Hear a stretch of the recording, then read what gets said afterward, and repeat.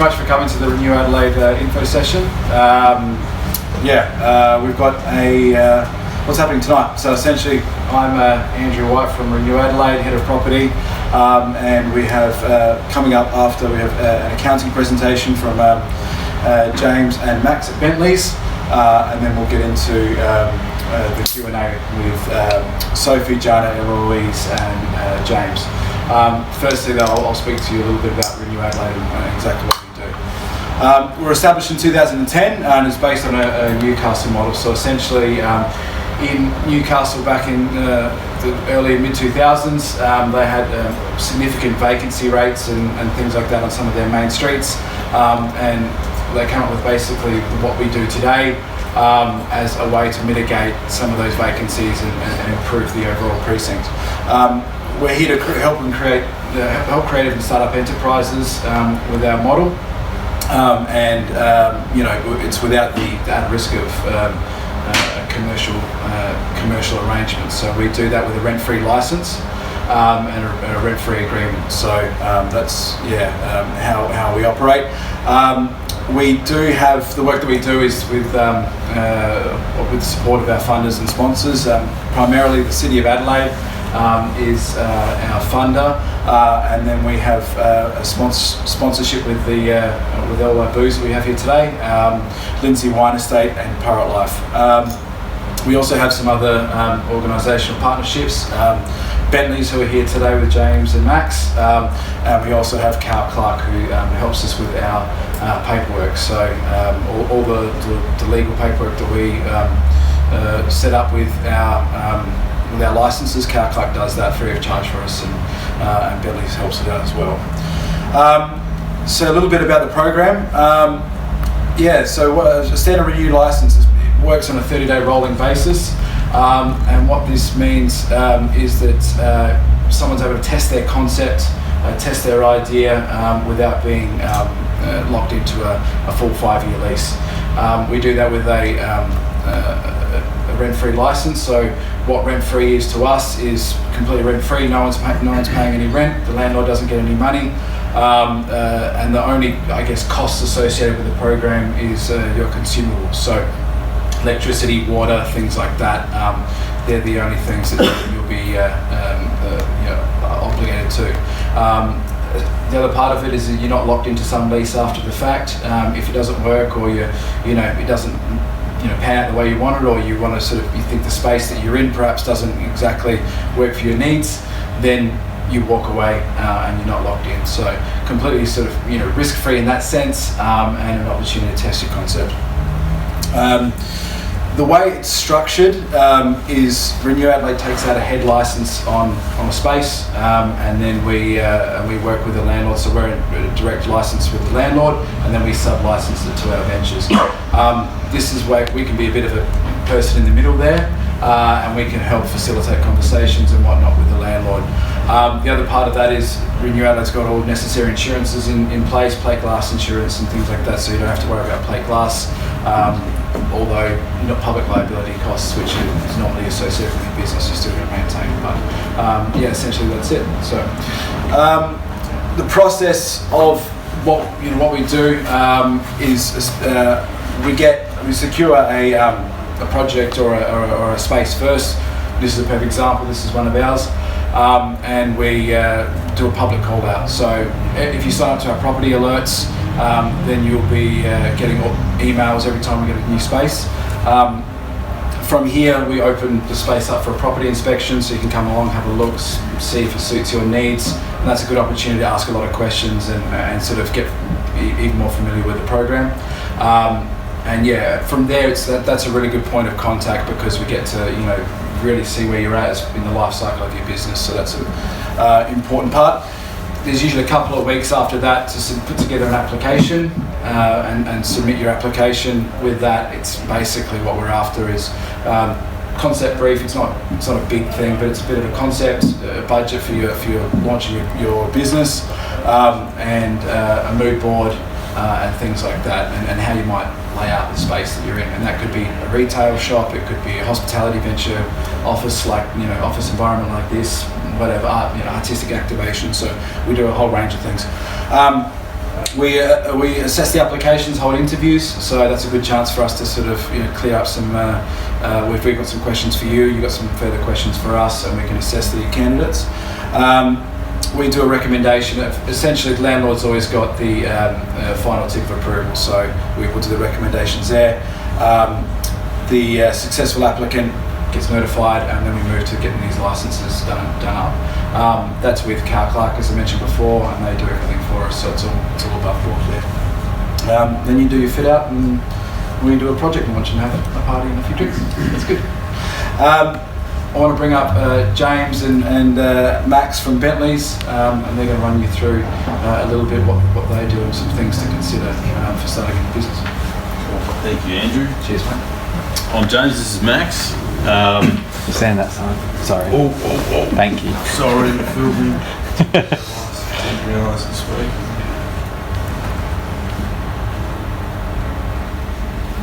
Good. Very good. Okay, so just a little bit of history. So obviously, sort of like up there. So why are we here? What do we do? Part of what we do for Renew is help you guys out.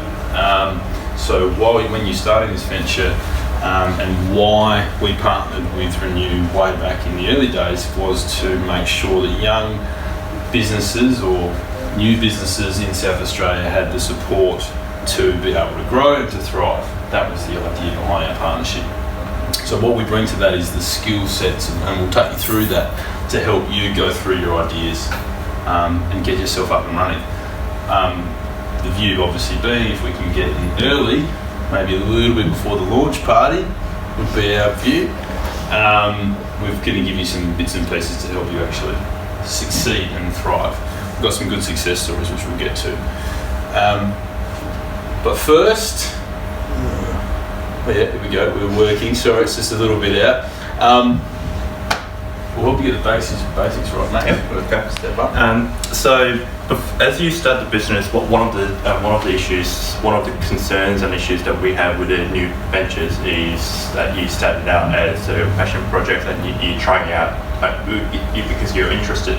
But so, what we generally sit down with you guys with the new business ventures as you start is actually go through the foundation of the business and foundation of the structure, so that you can actually use the structure, use the strategies that we help you with, and you can prosper after. So initially, what we sort of consider is the 3-step process. So one, understanding what you want to do and who your customers are and how you will operate. 2 is actually planning your structure, planning your time frames, and planning your where the business is going to go to.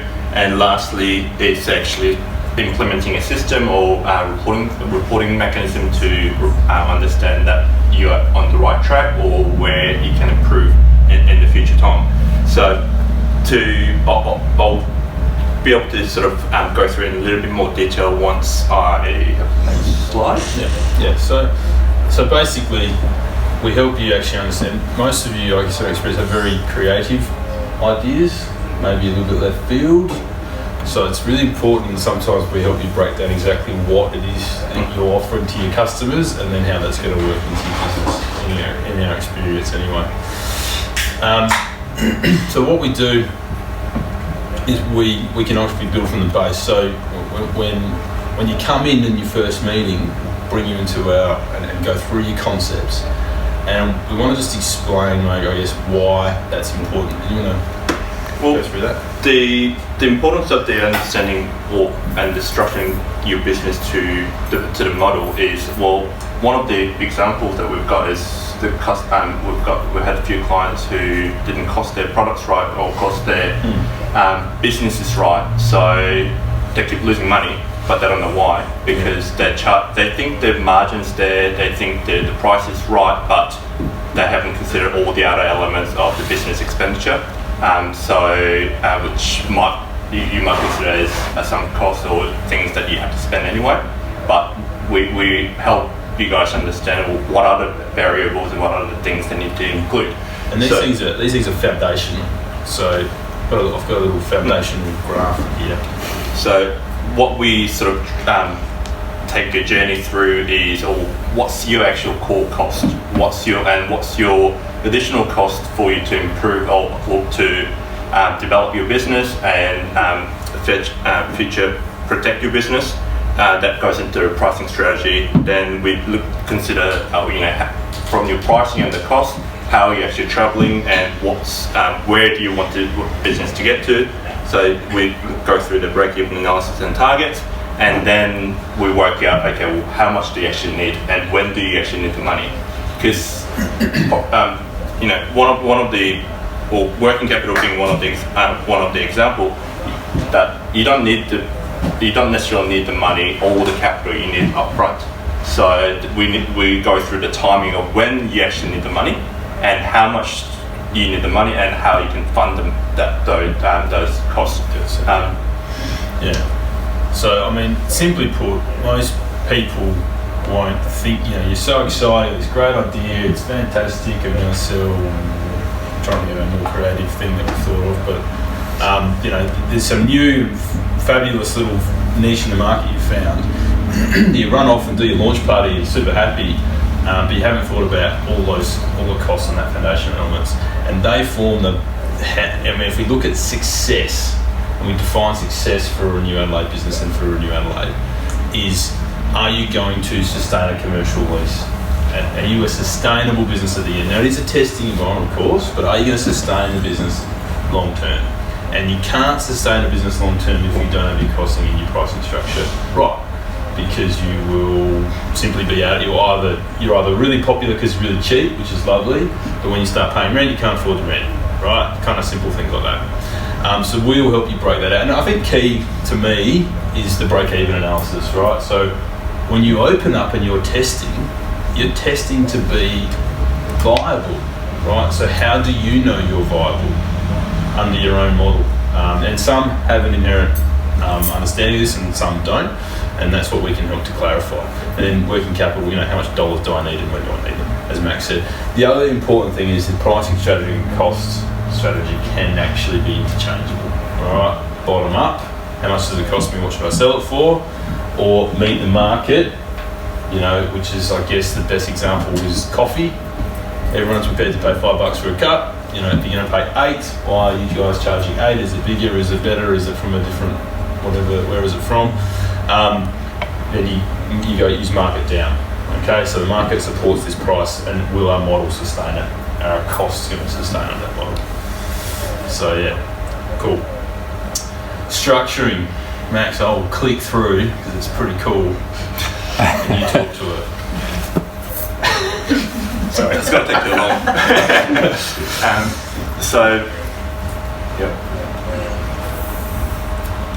I'll let you start there. Okay. So we've got, in Australian sort of structural, for tax purposes and legal purposes, we've got 4 separate types of structures that you can form a business in. First one being the sole trader, you'll be more used to, so there'll be you're operating in your own name, which means you're taking on all the risk. But it's the simplest way to do it because you're going out and signing the contract, you're going out and registering ABN and operating a business under your own name. But because it's all under your name and your personal name, all the risk comes back to you as well. Then we move on to the partnership, which is a little bit similar to the sole trader, but you're doing it with a business partner, or you're doing it with another individual or another group of people. So again, it's still very simple because you can still operate as you would normally based on your discussion with a business partner, but you're still personally liable for any risk and damages that you might incur in the future or the past. Then we move on to a little bit more of a complex structural types, which is a company and trust. Without going into too much detail, company is what you might be familiar with. So the company is anything that ends in Pty Ltd or Proprietary Limited. Or limited companies, so there can be listed companies or unlisted listed companies in stock exchange or not, but they can be as small as you holding shares and you operate as a director. But what that what the structure enables you to do is distance yourself from the business. So you still operate, you still control the business, but there is a separate entity between business and yourself. So it gives you the extra protection around the liabilities and the risks. So if someone dies after they drink your expensive coffee that you think is really cool, you don't lose your house. Hopefully. That's the only It's a bit extreme, but yeah. And the trust is a little bit further sort of complicated than company. So you still have that protection around the business and your personal assets, but it has ability to either share your profit, and you still have a vehicle to operate the business in, but the profit doesn't all have to go to you, whilst the risk is still intact within the entity itself. And as an accountant, trusts and companies are probably the more common examples and the entity types that we see as more established businesses. But we have seen through Renew and outside of Renew, we've seen a lot of clients actually travel through almost in that order as their businesses expand. So that's why we will really encourage you to talk to your advisors, because they can actually foresee and explain in more detail when to change it into a different structure. And just because you're in one structure doesn't mean you have to stay with it. You can restructure into different entity types, and you can go into depending on your need or requirements at the time. And I guess the keys for a lot of you, it won't mean a lot at the beginning. It can mean a lot more at the end. It just depends what your business is, and that's where I guess we might come in with. And you probably can't see that, but they're the tax rates. Not very exciting stuff, but if you're a sole trader, you're stuck on the left-hand side there. Okay, that's where you're at. So you end up making 180,000 plus, and we all hope you do. 45% of everything you earn is disappearing. And if you've got a young, growing business, good luck trying to grow it while you're giving 45% of your profit to the ATO. On the flip side, if we went to just a simple comparison, which is a company, you're at 25% in a couple of years' time. So you were giving them far less, you're keeping 75% of your profits. Okay, so in a growing business, which hopefully some of you are, that's super important. The other thing is for any of you, we haven't seen too many of this in Renew, but research and development, grants and things like that. So it's called R&D and R&D concession. If you are creating new things and doing new things, there are eligible concessions where you can get 43% of your losses refunded in cash. Again, if you're not in a company, you're not getting that concession.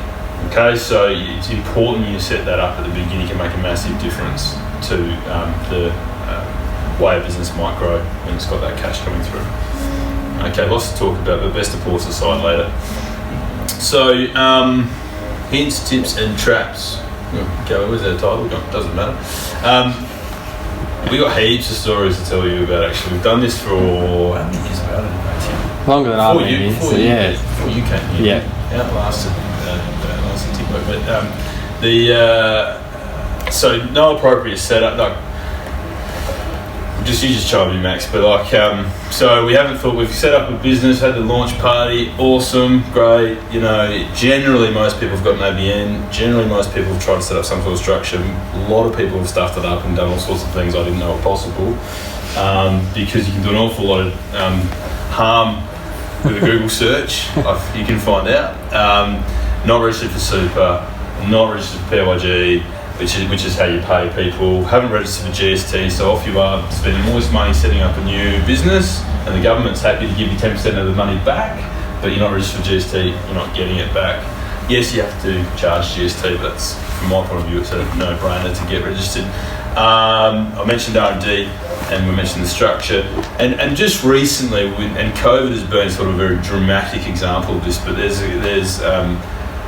people who have missed out on like tens of thousands of dollars. I've got one at 30 grand as we speak, $30,000, because paid cash to people, didn't register them, yes, saves a bit of money, missed out on a bucket load of government incentives. Like, to me, it's just nuts. So this stuff is important. I don't know, you want to add to that? Just want to, it's absolutely, James is absolutely right. We've seen some of our clients doing their own thing, and when the JobKeeper came out last year, or Cashflow Boost came out last year, they just madly ringing us and what can I do? How can I change it? It's too late. And there were the simple things as not registered for PAYG withholding, so they were paying staff cash, so they couldn't get JobKeeper, which was almost free wages for them to operate. And going forward, you can't get JobMaker or any other job stuff.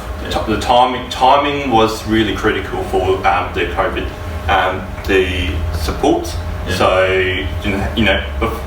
it's having that discussion, constant discussion, and understanding of what it is that what requirements you have for a business, and actually having that chat with your advisor.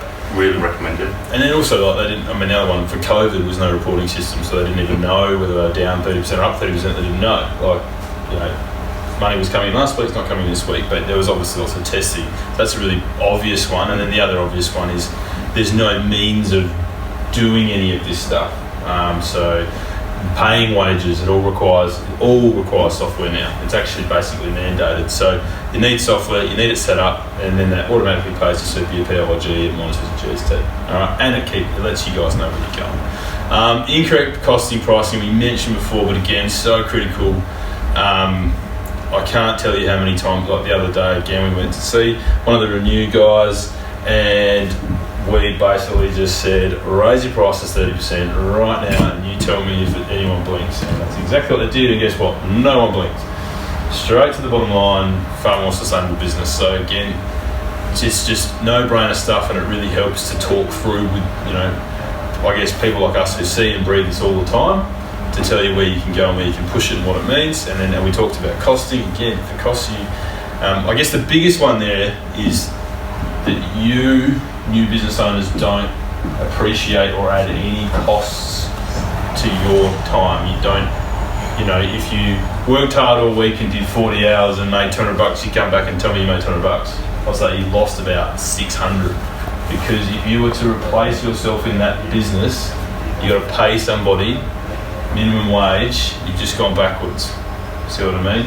So that's our biggest blue that I think people make, is they don't factor in any value to their own time, which means they undercost their prices, and the business is not sustainable from the get-go.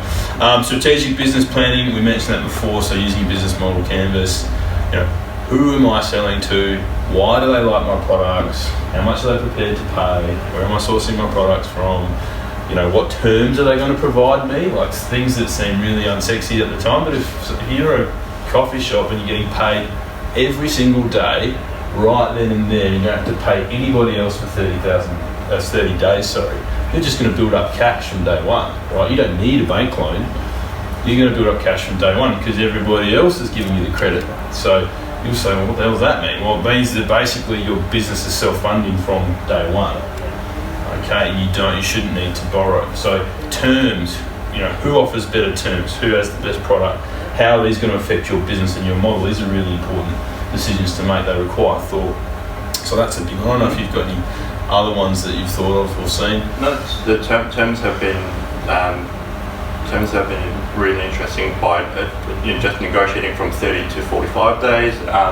You're just getting extra 15 days of cash that you can use for other working capital. Yeah, and just not buying stuff from the supermarket, going and getting a trade account. Just little things like that where you've got to put yourself in the shoes of a proper business from the get-go to give yourself an advantage.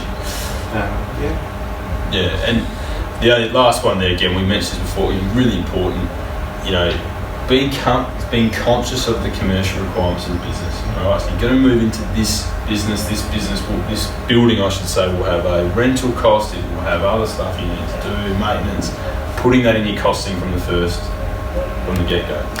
All right, so takeaways. Come and speak with us, or Emily at the back. Emily is also part of the team. Say good day, Emily, come on. On you. It costs nothing. We're pretty approachable, not even wearing suits. you know.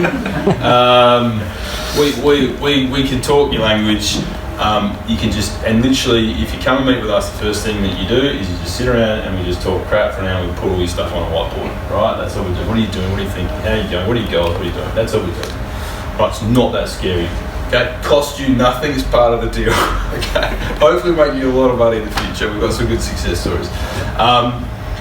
And one of those, I mean, is probably the biggest one, and she is almost about to go buy her house cash. So that was about 5-6 years ago. Correct. So started up, you know, in an empty shell like this. You know, to her credit, took our advice, took it quite religiously, and we grew her 100% organically, which means we didn't borrow money, we didn't have to do anything funny. We grew her 100% organically to get to that point, and she's now a good client of ours. So high chance of success when you do these things is my personal view. And again, not that everything must succeed, certainly not always saying, but let's give yourself the best chance. Like, it's cool to test the water. It might not work, particularly if you're more creative, and it might mean you're really well set up for the next one, right? The next crack at it. What else? Alright, our first meeting is really, you know, you're talking to us. We deal with different business almost every day, or every day. So if you're coming in to do a sanity check, or is it viable from our perspective for seeing all these different examples and samples, or what would the customer think, what would the market think, who are your competitors? Yeah. We'll give you a little bit more of a broadening ideas of where your risk lies and what you can safeguard your business from. And again, that last one, I think it should be don't get trapped by not meeting. But anyway, the bottom line is don't try and, if you don't really know what you're doing, again, don't set up a strange and weird. I mean, we saw a corporate limited partnership get set up by one of these ventures. I have no idea how you managed to do it. You're not in the room, by the way. You know, and it's actually bloody hard to reverse some of these things. So once you've gone and set it up, linked it with an ABN, started throwing your ABN on every invoice, registering with every government agency, you've got the wrong structure. I think in that particular case, you know, after we looked up the registration fee, it costing about $1,000. That's right.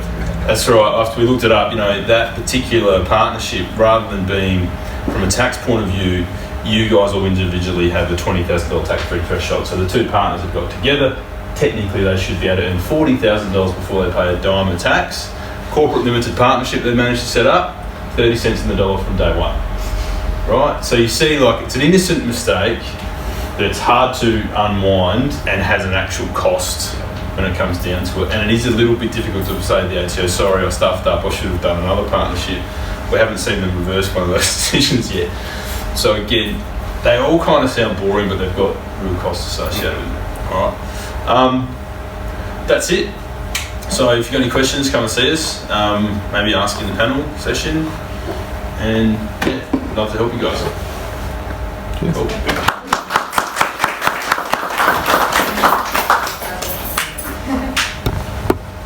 Thank you. Where's the I don't know. Can we just... Is there a slide with a name on it? Oh yeah, just leave it. Is that it? No, yeah. Yeah, if you guys. What's up? Yeah. I was gonna say, thank you, James and Max, but if you want to come back and sit on the stage as well. My name's Sophie. I'm the marketing coordinator at Renew Adelaide, so I have the really hard job of throwing the launch parties and sitting on Instagram all day. And I'm going to be hosting this panel session, so this part is a bit more interactive. It's just sort of like guiding you through what it's like to start a Renew Adelaide venture. So if at any point you have any questions about what we're talking about, just put up your hand and we can have a bit of a discussion. But if I can just start with getting everyone to introduce themselves, what you do, and how you're involved with Renew Adelaide. Sure. I'm Jana, as I mentioned earlier, and tried to intro myself earlier.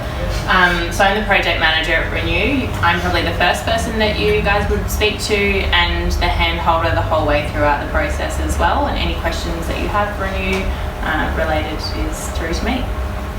I'm Eloise, and I am a co-founder of TABOO Sanitary Products, and we have an office space with Renew, and we are very lucky to be Renew's next door neighbours. We live across the hall from each other. We share candies. We do. China thieves us sometimes. So James Allen, Bentleys business advisor. You know what we do. We just went through that. Thanks, Kim, business advisor from Bentleys as well, and same thing as you guys. Yeah. Oh yeah, Max is Board member now. new board member for Renew Adelaide. Too modest, Max. Cool. So just starting off, who is the Renew Adelaide program for, and who is it not for so much? So the Renew program is for hopefully everybody in this room. It's for startup ventures who haven't tested their business concept in a commercial setting before, so with a commercial lease. If you have tested it in a co-working environment, it's still for you if you're ready to move out of that co-working environment and be in a brick and mortar space. If you've tested it in Melbourne, then it's still for you, because we would love you to see you start your business here in Adelaide. Who is it not for? It's not for people who already run a cafe in the CBD on a commercial lease and they just want to open up a second cafe. Then you wouldn't be testing a new idea. You're just expanding. So that's when you probably go and speak to Bentleys about how to go about that.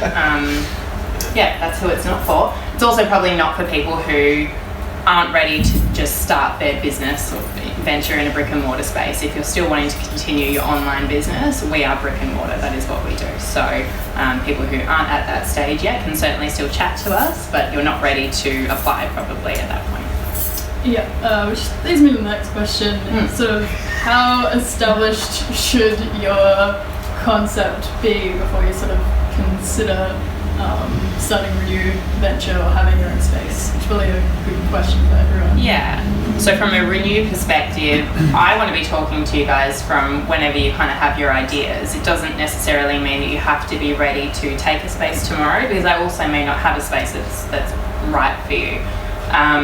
There are some businesses that I speak to for years before anything actually eventuates, and that's because they're not ready or because the space isn't right for them. So so happy to start talking from straight away. In terms of when are you actually ready to launch your business, I guess something that we talk about and we try and figure out together.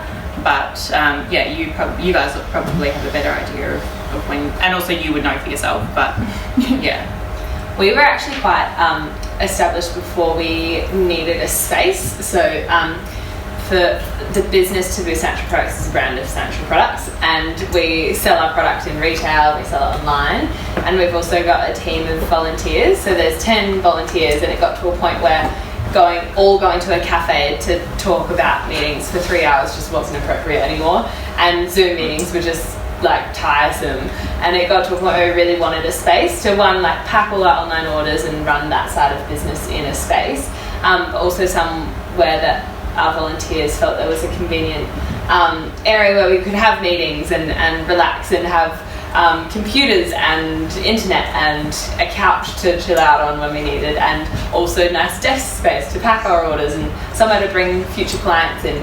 And that's when we looked for a new space, and that was 3 years into our journey. But because of the nature of our business, it's not so much a restaurant or a retail space per se. It is slightly in that we do bring retailers into our space.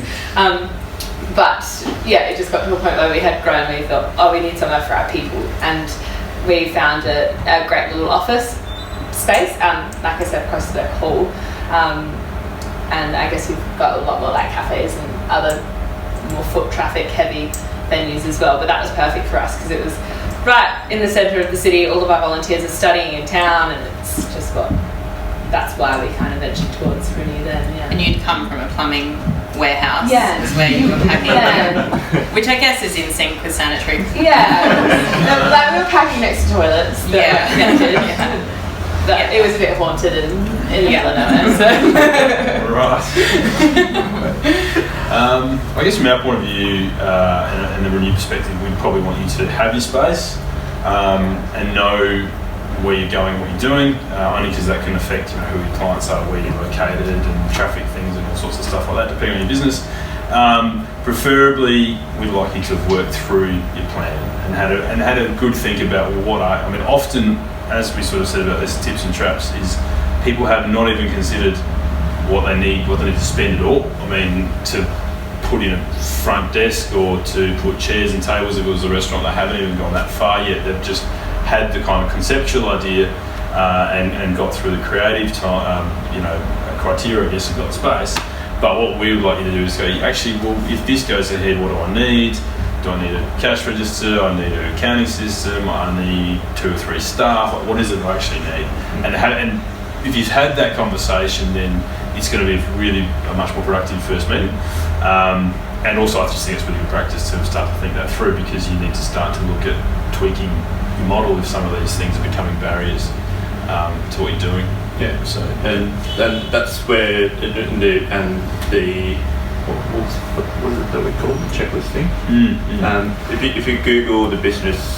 The model canvas. Business model canvas. It actually goes through that. The questionnaires already there, so you almost fill out the questionnaires, and it's a very simple thing to do. But that gives you some ideas of who you might be targeting, and that might be a good starting point to start discussing with Gianna and actually build that through with her. I mean, realistically, you probably should have gone that even before you got to Renew. So, I mean, if you look at it like, if you go through the canvases, I mean, literally do business model canvas, that will be the first thing that comes up. Okay. But the reason it's good is because it's in a layman's terms, it lets you take you through that situation. Go, who are my customers? How do I sell to them? Do I sell online? Do I sell out of a warehouse?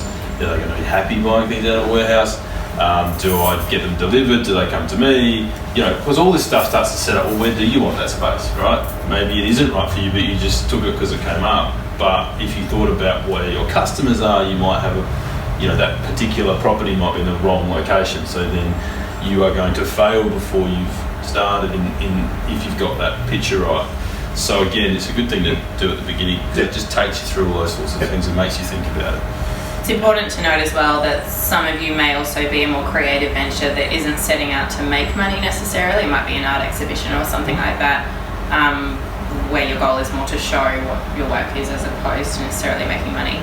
But there's still costs involved with it. So you still have to think of lighting and all of these other things to set it up. So maybe in that case, I don't know if Bentleys can help in that situation where it is something that's really short term and low cost, but there's still costs involved. So it's still certainly something that Renew would be asking questions on. Have you got a budget at least for those things? Yeah.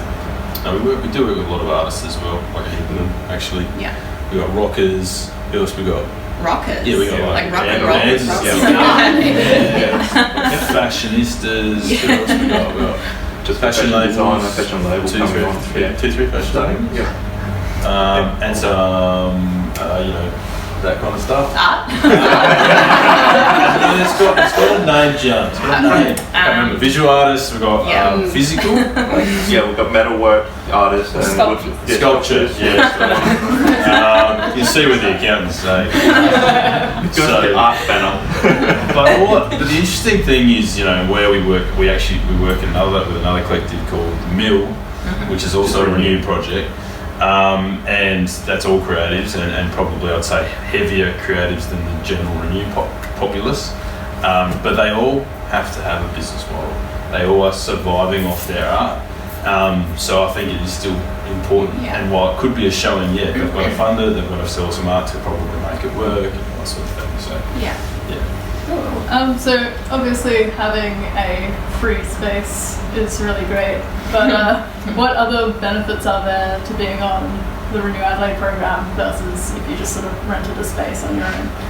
I think it's the guidance is probably the most important part.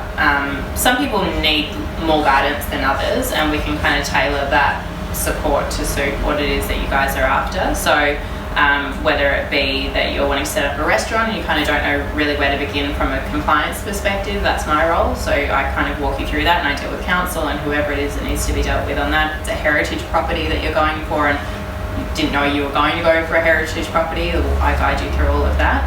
Our network, so things like our Team Up program. I don't know if you guys have seen on our website, we've got a section about Team Up. So Bentleys are on our Team Up program, also Libby, who runs this space, who we'll talk in a moment about what she does.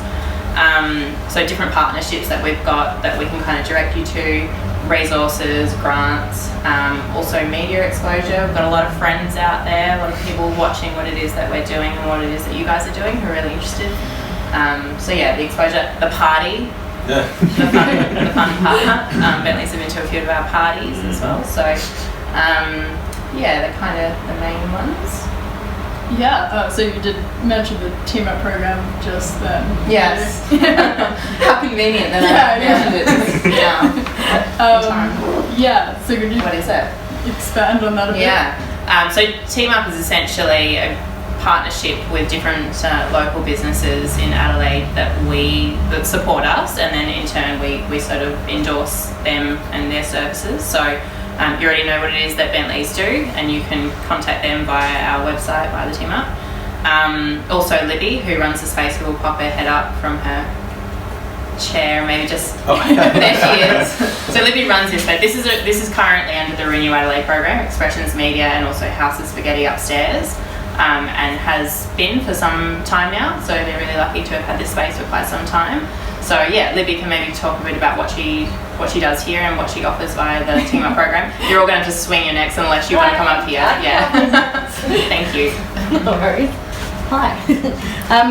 So this used to be a bank, and we have been really lucky. We have got a bank vault around there. We've set that up as a recording studio. So we have creatives here, but we've also got lots of little businesses that work from here. So you might have heard a music lesson happening in there. There's somebody who teaches guitar remotely. Suppose he was doing that there. We've got producers. We've got authors. We've got photographers, and we've got business strategists. So we've got plenty of people that work here. I run Expressions Media, which is copywriting, blogs, speeches, press releases, anything that's writing based, and I do training and all of those things as well. So I teach you PR, I can teach you how to promote your business, I can teach you how to apply for a grant, and I can teach you how to, write just about anything, blogging for business, all those things. So that's me. That's Libby. Thank you. And Libby was really, thank you. Libby was wonderful during the COVID period. Kind of went out of her way to email me to say, like, this is during like lockdowns, serious COVID bits. It's all serious, but anyway. Saying how can I help? How can I help the businesses within the Renew family to kind of whatever it is that they need essentially, and that's another benefit of being part of Renew, that you're kind of part of this family, and once you've graduated or moved on or whatever it is. So many people went online, so I was trying to help people to translate their business onto online. So if that was something that I could do with my team here, but also being able to help you promote and SEO and any of that website stuff, I was able to help with that. So yeah, thank you. Thanks. So Eloise, you mentioned TABOO. You've sort of been going for 3 years now. What has been the difference having a Renew Adelaide space? Like I mentioned, all of our volunteers, a lot of them study in town, and it's been so great to see them roll in after a lecture, really packed out, and just sit on the couch and then we can have just casual chats. The kind of team environment and the culture's been so uplifted to have a space to enjoy together, and we've been 50 times more productive than we would be at home. And I think it is that simple thing of having the people that you want to chat to in the same room, being able to bounce ideas off, having whiteboards on the walls, and being able to throw your ideas in the air, and then having someone there to be like, that's a terrible idea, and then give me more ideas. It's really helpful. But I think it's also given us a huge amount of credibility as a business that has been established by a young team. Having a space that's respected in town has been very credible, and when we speak to future retailers or people that we want to make a good impression on, once they learn that we have an office in town and they come to our office and they see that we have actual office things, it's we have a few scissors, and it does give us a lot of credit, and it's been really helpful in kind of admitting that brand professionalism that we want within the team and externally as well. Cool. Sorry. Oh, you've got your own question. No, it was a little bit. I think it's relevant for the guys. I mean, we're talking about why is it good, the space good. I mean, wasn't it good for your business? I mean, people need to understand how serious it is to sign a commercial lease. Like, it's a huge undertaking. No one's going to give you one for like less than a year, usually 2 or 3. So, you know, you actually got to test that without that commitment. Yes. Know that it was going to work, right? And then go for it, knowing this is what we wanted, this is what we needed. Exactly, yeah. And I think it's important to mention that even though the brand's existed for 3 or 4 years, we've only been selling our product for about a year. So an overhead such as paying rent in the middle of the city is something that we've never been able to throw into our costs at the moment. Obviously, it's something we know that needs to happen, but it's not something that we can technically afford. So to be able to have that opportunity for however long we do is so valuable to know that that's what we need. And then we have those incredible opportunities to have a team working really hard together to make really, I guess, a solid amount of revenue so that we can start paying that overhead that we know is bound to happen, and we know that it's on its way, but we've got that time to establish those foundations. But also if you actually need it, because you might have gone in there and gone, actually, this is not really what, like, it's not for us. We don't need to be in the city, it's a waste of time, and we could just go around the corner, or we can go to a back alley and it'll work just as well, and it's cheaper rent and it's cheaper this. I mean, these are, I mean, this sounds kind of obvious, but these are business decisions. I think we learned it in the opposite way in the plumbing warehouse. We knew that the back end wasn't going to, that way wasn't going to work. Yeah. They're going right into the heart, and you're in a good spot. Great spot, yeah. Like bang in the middle, that's not, you know, normally cheap. I mean, COVID's a bit different, but, you know, normally it's $800 a square metre per year. If you're in a peak place, maybe half that if you're not, and maybe you can get a little bit less if you're in some office on the 3rd floor. But, you know, are they all going to work for your business, and what does that mean? You know, if you're just entertaining retail execs, cool, maybe just come into our cool little kitchen and we'll hang out for a bit, or do you need to be on the streetscape with people coming past? The other good thing I think I should quickly mention is it's great to be have a place that you call home in the city in terms of networking as well. Like, you just bump into so many people. You've got offices that might be convenient for your connections, you know, 400 metres away, which is really convenient. And you probably don't think that it might be, and I don't think we really thought it was of value, but once you're in the city and you realise how convenient it is to meet people just instead of having a phone call, and how much more valuable that is, being in town is really helpful for that. Yeah, and James, I think that's a really important point. The idea of testing the idea in a brick and mortar space and finding out that it is not right for you does not make it a failure in our eyes. Like, Renew is not here to make you sign a commercial lease. That's not always going to be the goal. So yeah, if you're testing it and you're deciding, actually, I just prefer working from my basement, well, at least you haven't signed a 5-year lease, because how awful would that have been? So yeah. Cool. I think we'll sort of talk a bit about the application process. So we've gone to the website, we've signed up to the mailing list, and we've hopefully gotten our inbox a property that we like the look of, and we've signed up for the inspection and heading down. That makes it sound a really long process. It's not that long. But what should we be looking for? Like, what factors should we be considering when we're like looking at a space? Yeah, so we guide on the call out. If we say new cafe opportunity, it's probably a cafe we're looking for. It's probably not going to be an office. In saying that, still come anyway. If you've got an idea and you still want to meet us and talk to us about it, we still definitely encourage you to come along. There are some examples where we thought it was going to be one thing, someone had a cool idea and it fit and it was amazing and it worked out. So sometimes we don't have all the answers either. So the next step really is coming along to the inspection if you can make it, and if you can't, at least get in contact with me, going past the space if you can't make the inspection time, and still looking at it if you can. Asking the questions. I think the most important question to actually ask Renew about a space is, what is the landlord kind of looking for? So the landlord might be looking for the type of tenant who is going to pay rent within 2 months' time. The landlord might have a redevelopment sort of intention with the property, and they might never be looking for a rent-paying tenant. So they're two completely different scenarios in terms of the type of venture that we put into that space. So yeah, asking as many questions as you can about the space, the landlord, and what's suitable there. Cool.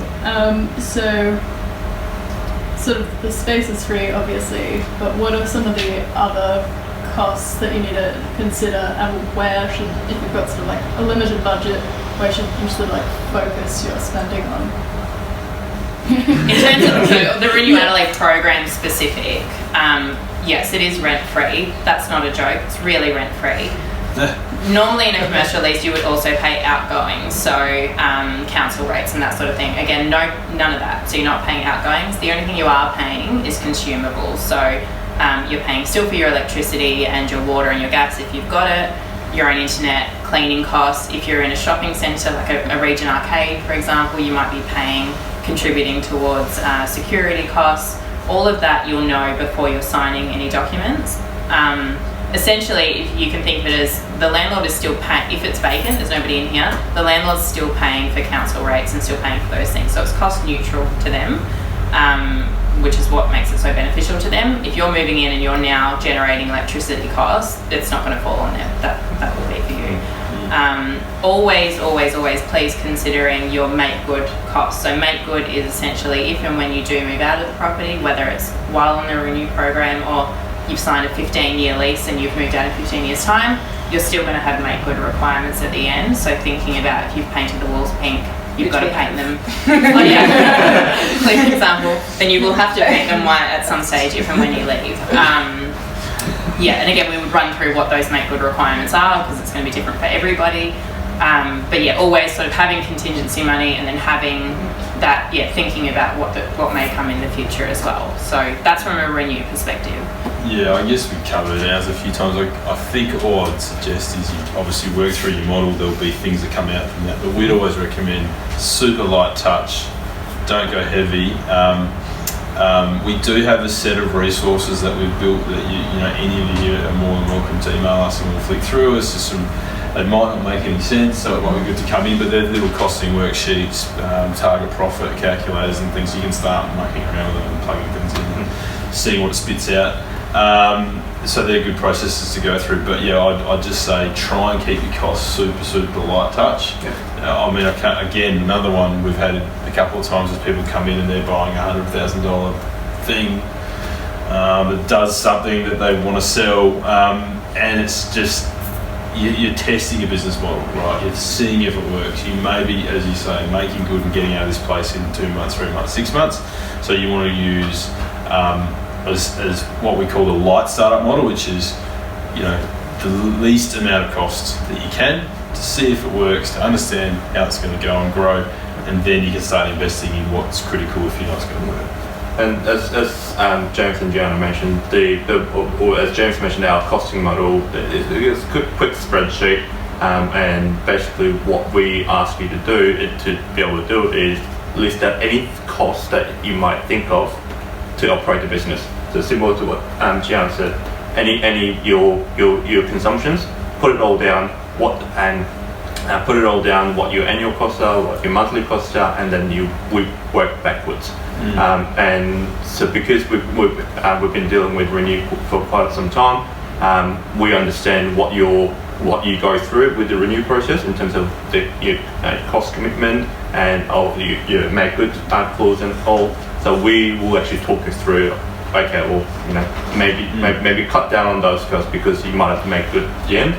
And once you sign the lease, we'll actually investigate, because we had actually one of our not through Renew, but one client come in for a chat for a similar sort of idea bank, and their fit out cost was $100,000, and they only had 6 months or 1 year of lease. So you have to make good, so you just money under the rate. So it's just throwing some ideas and actually writing it all down and actually having a sanity check as well. Yeah, and there's some guidance from Renew as well. Like there's different sort of license terms that you may be offered. You might be coming in on a 30-day rolling, which means it's just month to month ongoing, and you could be asked to leave with 30 days notice. If you are coming to us saying you want to do a 40 grand fit out, we'll advise against it. It's not my role to tell you how you should and shouldn't spend your money, but I've got the experience to know that that's just probably not viable. However, if you have a 6-month fixed term, then obviously we know your spend can be a little bit more than if you were only guaranteed to sort of have to make your money back within that 30 days. So yeah, it's something that we kind of work with you on. However, we are not financial advisors, so we still certainly recommend that you speak to someone like Bentleys, or your dad if they've got financial advice or whatever. Were there any? They have relevant experience. Yeah. Was there any cost that you sort of didn't expect that ended up coming up? I think because we're in office, we didn't actually have to do much Staples to it, apart from staples. We painted the wall pink, and we just pay for power and internet and so like there's we don't have kitchen or restaurant fit outs to do, so it's the hospital that really you tend to see naturally, that. I don't know what it is, but everyone wants this really amazing bench. Yeah, counters. What's up with that? I mean, I did too, but we ended up getting Photoshop straight. Building this counter out of Lego, or I'm doing something crazy. We're like, alright, well, can you sell it afterwards? Like, what are you going to do? Yeah. This thing? So it's just about being realistic, I think. Yeah. Can I butt in? Yeah, please. We got everything at auction because we had to fit it out super quick for the party. We had to fill this enormous space really fast, and I had to source 70 chairs, and we got everything on Evan Park, and it was really cheap. If we bought chairs brand new, we would have had to move out because the chairs are ridiculous. And you never have to buy hospital stuff brand new because there's always someone's closing down. And they've got those amazing benches. Yeah. And you can get those. I've thought about it. I'm like, why do you need that? But I want it. But so we got everything on Facebook Marketplace and auction, and it was a lot cheaper. I'd go back to my chair. Good bat. Thank you. Good tip. It's a good tip. Cool. I think we're just about out of time now, so if any of you have any final pieces of advice that we haven't covered yet? Not really. Does anyone? Oh, sorry. No, I should throw the rest of you. Well, I think if you guys got any questions. Does anyone have any questions about the program, Bentley stuff? Any questions about sanitary products? I'm always down for a chat. Yes. Sorry, other than what you mentioned about landlords maybe wanting you to roll into a lease, is there a point where you sort of push the baby bird out of the nest? So Renew never will push anyone out of a nest. That's such a decision. It sounds really hard. Well, if you're coming to us with the goal to become a rent-paying tenant, if you were running a restaurant, for example, and you didn't have that intention for it to just be a small pop-up, then we would be we would be regularly checking in with you to sort of see how you're travelling and networking you with different sort of, whether it's grants or Bentleys or whoever it is, to help you to get to a place where you're ready to pay rent. It's really unlikely that a landlord will just continue to allow it to, well, it never happens, that you won't be on Renew forever ultimately. So the landlord would probably come to the nest first and say what's happening and are you ready? And some landlords, they're all generous for offering space in the first place. Some landlords, potentially more than others, I suppose, in terms of they will, if you're saying I'm not ready yet, they'll say, when are you ready? Maybe in April, all right, we'll come back and chat then. Other landlords will say, well, actually, I've given you enough time and let's start talking about it now. Or they have plans for the space. So they have had 6 months and they don't intend for you to stay. They're knocking it down. Or they have someone who's come off the street and said, I'm ready to pay. And depending on how your license document is structured, and it's going to be different for everyone, it may be that they're not required to come to you first and say, someone's come to me, do you want to pay? Then they might just give you 30 days notice to vacate if you're outside of your fixed term. So no, we don't push people out of the nest, but we certainly encourage them to reach their goals.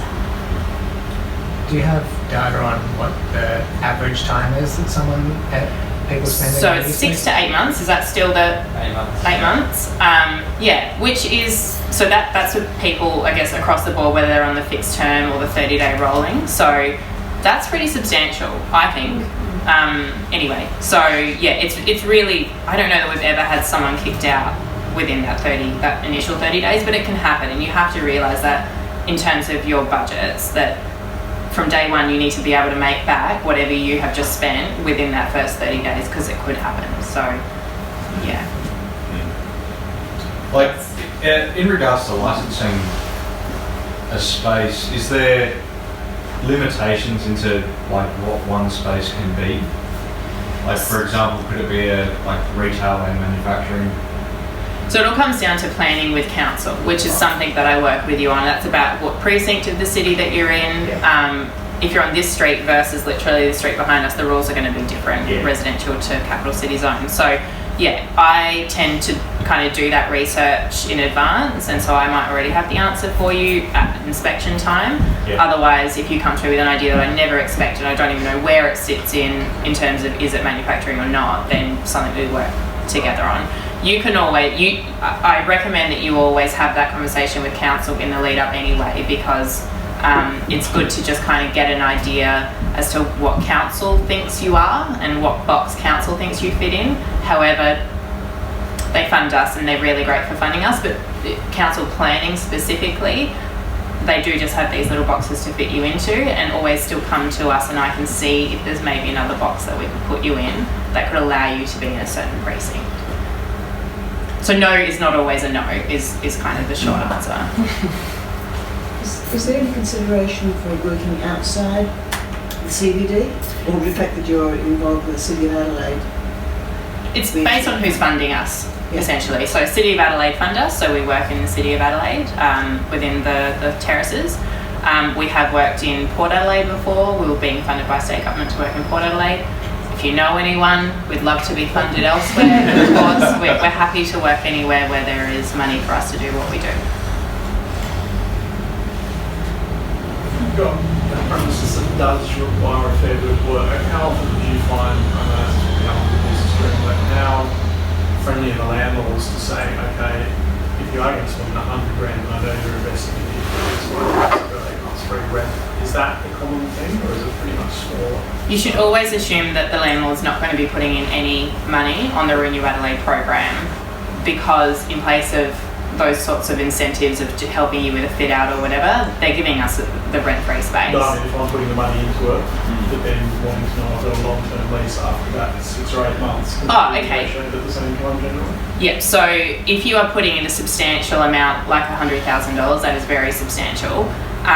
Then we would certainly look to get a couple of things. So a fixed term at the beginning, you wouldn't be going in on a 30-day rolling. This is obviously as long as the landlord was agreeable. A fixed term at the beginning, and that might be 3 months, 6 months, 9 months. We've not gotten successfully more than 12 months, so probably be anywhere up to there. The license document would also have a clause in there to state that you have the last right of refusal. So if someone did come off the street and say, I want to pay rent, the landlord would be required to come to you first and say, this is what I'm being offered, can you match it? In saying that, if they're offering $1 million and you can't match that, well, so be it. That's my question. Can it be something that the contract saying after 8 months I will pay this amount? You agree on that at that time? Generally? So we can have a rent ceiling in the license document to say that the landlord, I mean, Andrew can probably speak a little bit more to this. Essentially, rent ceiling is just establishing at the beginning what future rent may be, and again, you're not obligated to that rental if you're not ready at that time, but it purely means that when you get to the end of your 12-month fixed term, for example, and the rent's beginning with 50k and you put 50k in the license document, they can't turn around and say, here's your rent's 100k now. So we've got that security in there. So, and that's for you. It's not for the landlord. It does, in our experience, hinder, I guess, a negotiation downward because you kind of set expectations, I guess, in the beginning.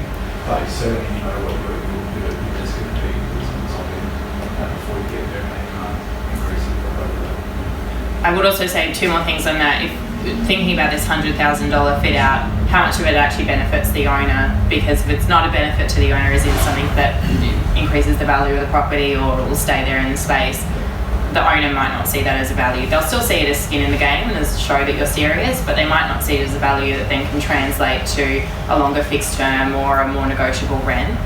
I said I was going to say 2 things and I can't remember the second thing. Well, the second thing was, sorry, if you're going to spend $100,000, we want people to be in our program, but we also want you to have security too, and that's something that our program can't necessarily offer. So if you're wanting to spend $100,000, I'd be talking to you about, is it maybe better for you to talk direct to a landlord, renew outside of it, and maybe negotiate a better incentive for yourself and a 1-year lease direct with them, So yeah, I mean every situation is going to be a little bit different, but we're not here just to get you on our program. We're here to fill vacant space. That's however that looks.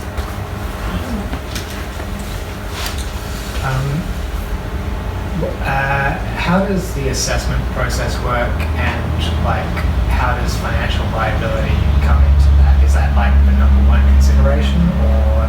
So it's property and landlord specific. So again, like I was saying, if a landlord has no intention to gain sort of a rental tenant out of it, a commercial tenant out of it, so if it is a redevelopment property, for example, then, or if maybe they've got a future tenant already set and there's this time in between where they just kind of want to fill it, then we're not necessarily looking at financial viability in terms of are you ever going to get to a point where you can pay rent, but there still is some financial viability in it. Can you actually afford to pay yourself and continue to live and feed yourself in that time? It's also not our responsibility to make sure you can feed yourself as well. So there's only that we're not experts in that field. So I think we'll give you a mouthful of that when you I think probably the biggest mistake. I also own a business on the side, and the biggest mistake I made was not speaking to Bentleys first. I'm not just saying that because they're sitting here. I really do mean that. Was not. I just numbers, which I said to you in our meeting. Numbers are just I don't get it at all, and so I wish that I had spoken to them before I even applied for an ABN, because I think then I could have been set on the right path, regardless of what it is that your venture is how I feel about financial stuff. We're creating what I call a sandpit, a place you can play safely in the business world, right? So play in sandpit, have fun, enjoy it, but try and learn from it. I think that's one of the takeaways is, that is what you're there to do. You might do a big fit out and be able to make it. You might have found the perfect property, do the big fit out and can make it all work. But if you don't and you're just trying out some new thing, try and learn what is financial viability going to look like for my business, and is it going to look financially viable here? And what did I forget to think about at the beginning? That's all the stuff you're there to learn. So we would certainly not discourage you from doing it because it doesn't look financially viable. We've been shocked and surprised in ourselves in the past. Where demand things are, where markets are, is an amazing thing sometimes. It's not a no, is it? It's just, we'll tell you some realities, and some people find them sobering. we would like to more talking about, what we're out to achieve, and if we can work on that, and what you're working towards, we normally find people manage to find ways of achieving it. That's our big takeaway. So if I tell you need to sell $1,000 of widgets a week, you tend to find a way to do it. Whereas if you float through the first 3 or 4 months, then it's almost time to, either opt in or go out and you come and see us. It's often a bit too late because you haven't had a chance to build it up. So have fun, enjoy it, try and see us earlier rather than later in the piece. Don't see us at month 4 of month 6 or month 6 of month 8. We have a few of those, and notwithstanding that the team always say go see Bentleys, but we do tend to fall down that list. I'd say try and get us up the front. You don't have to see us again, we're not going to bother you. But at least you're gonna have a bit of, you can go through the templates, we can tell you the number. Here's the number, try and get $8,000 a month, see how it goes, this is what you're working towards. So if you get there and you're at 4, you're going to know, I'm not going to be able to do this, I need half the space, I need this, I need that. And that's just really important things to learn, because then you can take it away, and people have, and gone to a different place and started a commercial venture because they're outside of the Renew space, and that's great as far as I'm concerned. Yeah, that's the thing. If you're not going to be commercially viable, at least you've done it on the Renew program and not signed a 5-year term. There was 2 parts to your question. I answered the second part thoroughly, I think, but what was the first part? Wasn't it? It must have been a lie. That's fine. I think you asked about the assessment process in general. So to answer it in general, it's going to be different for every landlord. What you think might be the right fit, our experience might say that's not necessarily the case, and we will talk you through what those reasons are. Ultimately, the landlord has the final say, though. So we will kind of go through that interview process, and we'll put it forward, and they might ask for our advice, but ultimately it is their decision. Yeah, landlords are like Disney characters. All shapes and sizes. Some are evil, some are good. Well, all of ours are good because they've offered the space, so that's great, and we're very lucky to have that. And without them, but some of the other ones are very evil. Any other questions? Has everyone signed up to our mailing list? could. If you haven't, do. You don't have to out yourself now, but please do. That's how I found the space. Yeah, that's it. And sometimes people are like, oh, I didn't even know about it, and then it's too late. So you don't want to be too late. So please sign up to the mailings. Also on our social media, you can find everything as well. Sorry, I'm doing your end bit. Yeah, I was like, I'm sorry. I was sorry, no, you do it. No, I forgot. We'd have to end it at some point. But yeah, thank you everyone for coming. And if you think of any other questions, you can email us at info@renewadelaide.com.au or send us a message through social media. But yeah, thank you so much for coming.